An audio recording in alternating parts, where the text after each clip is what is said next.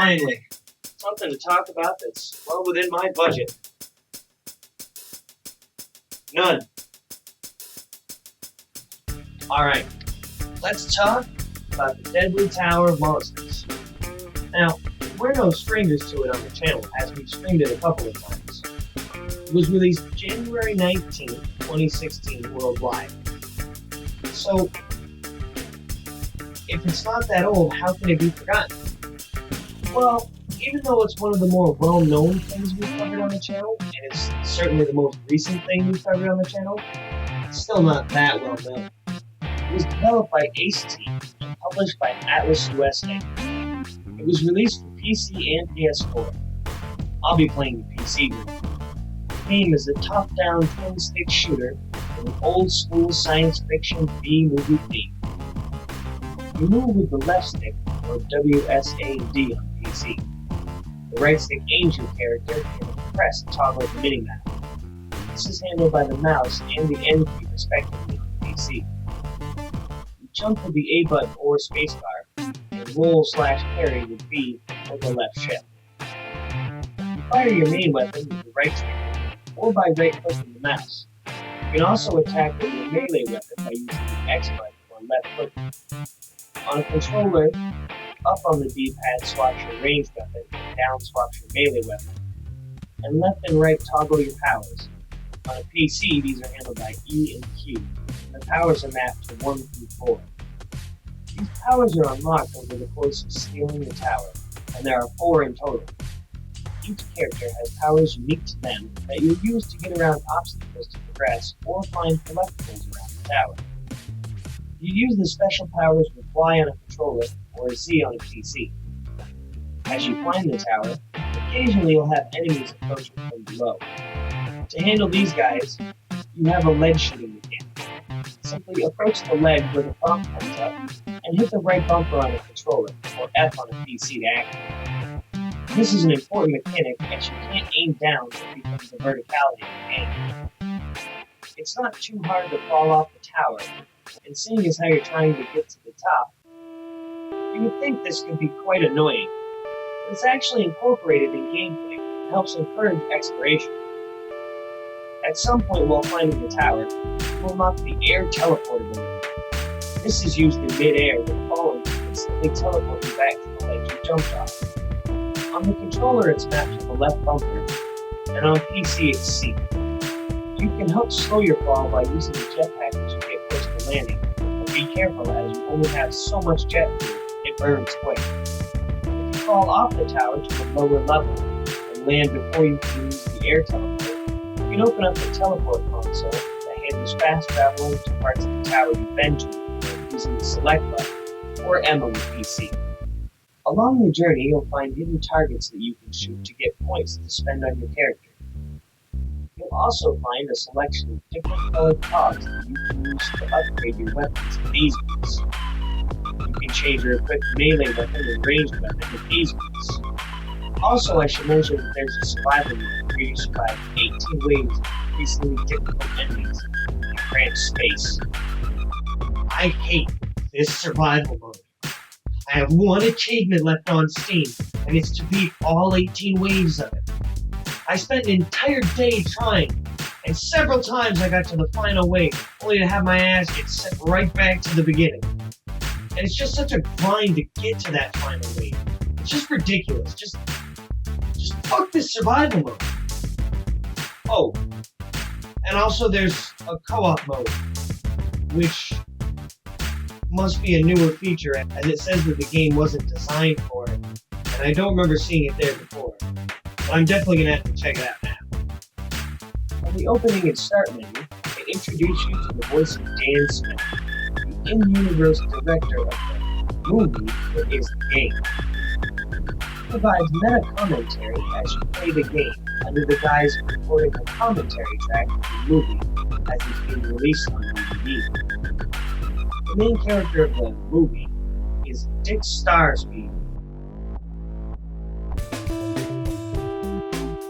played by in-universe actor Jonathan Digby.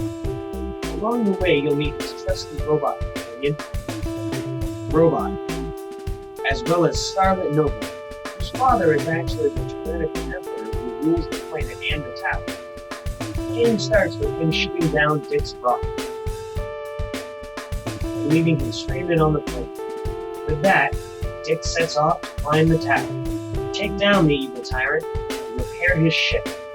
Scarlet Nova is actually the rebellious daughter of the evil emperor. I don't want to spoil too much of the story, so I'll give you a brief rundown of some of the plot points.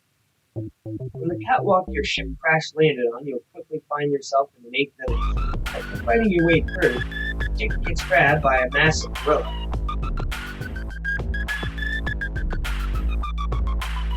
At this point, you play as Scarlet, who shows up to save the day. Now you can change characters at certain points in these pods. You climb for a bit, briefly return to the 8th village, and fight a T-Rex. Then we get back to climbing the tower, unlocking Robot along the way, and encountering some great boss fights.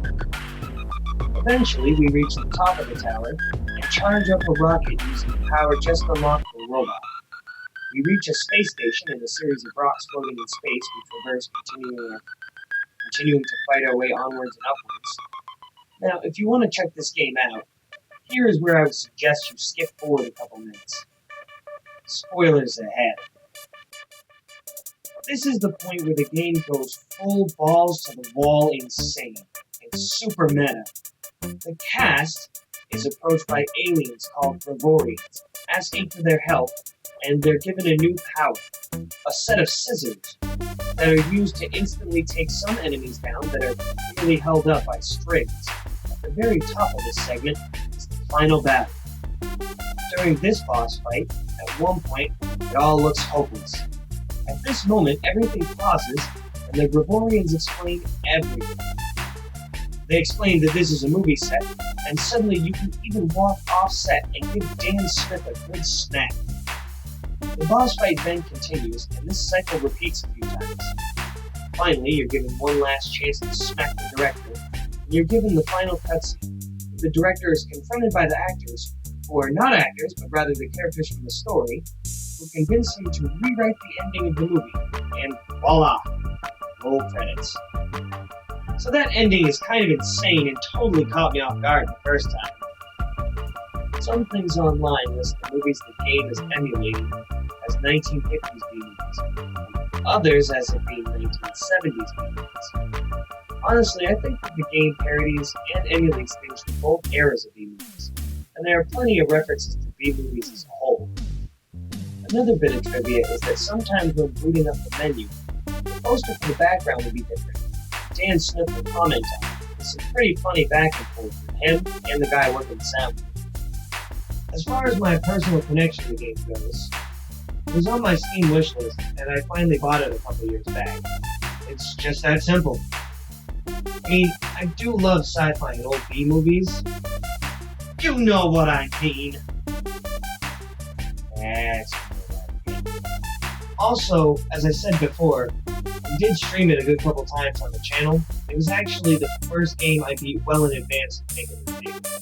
I love the cheesy old movie aesthetic that they go with, and some of the jokes are just great. Also, I think the director's commentary over the levels really seals the deal for me, as well as jumping off the tower at any point and teleporting back to where you jumped off. It's really great for exploration, and I think it helps with a lot of the boss battles as well. The game can get a little stale and repetitive at times, but it's very short, so it doesn't really overstay its welcome. I think the review scores are pretty accurate, except they're a little high here and there. I think it's a great game, don't get me wrong, but it does have flaws. I think sometimes it leans a little too hard on the ha-ha old B-movies joke. And I think the story really begins to pick up for me closer to the end, when everything just goes balls to the wall insane. I absolutely love the twist of a mindfuck that is the end of this game. Thank you for tuning in today and listening to me talk about a game from my Steam list that I haven't played in a while. That's, if not forgotten, at least not very well known. Hopefully you learned a little something and were entertained. And as always, have a great one, everybody. such a shame. I thought from day one this guy's got leading man written all over his face. Also, magic marker penises, but I put those there, so. Dick. Malfunction. Dick. Malfunction. Excuse me? Micropolians will pay dearly for this, my No. It works Now, just what's fine, a I'll have space you know. adventure film without a trusty robot sidekick, huh? Am I right? Yeah, robot, Hey, maybe the not tell original everybody. draft, we had Jeez. Dick and Scarlet.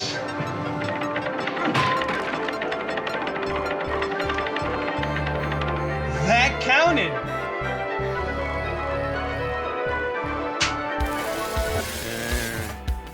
Well, it was a death trap. Just plain and It simple. was a death It was trap. a It death killed trap. several of Poor our kid actors holding on the set. boom It was a almost trap broke his leg. that killed them. Guess he It was a played basketball in death trap. college or something.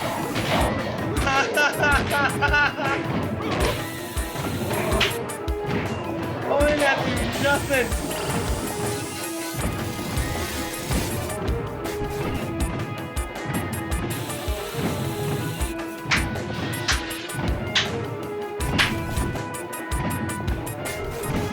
Flawless. Oh no! You know? I am trapped! For it. Master Dick. Master Dick. I thought you said it was malfunctioning earlier. Let me guess. Another of your fake death scenes? No, Why? no, No, Jonathan, that was a actually, real death not scene. exactly. That was I an thought we accident. burned that. I thought we burned like that that tape. one hurt, Honestly, too. I thought we got rid of that. You might want to burn that now. Also, just to let you know, since you've seen it, you're now obligated to never tell anybody that you have seen it, or you're gonna end up like that tape.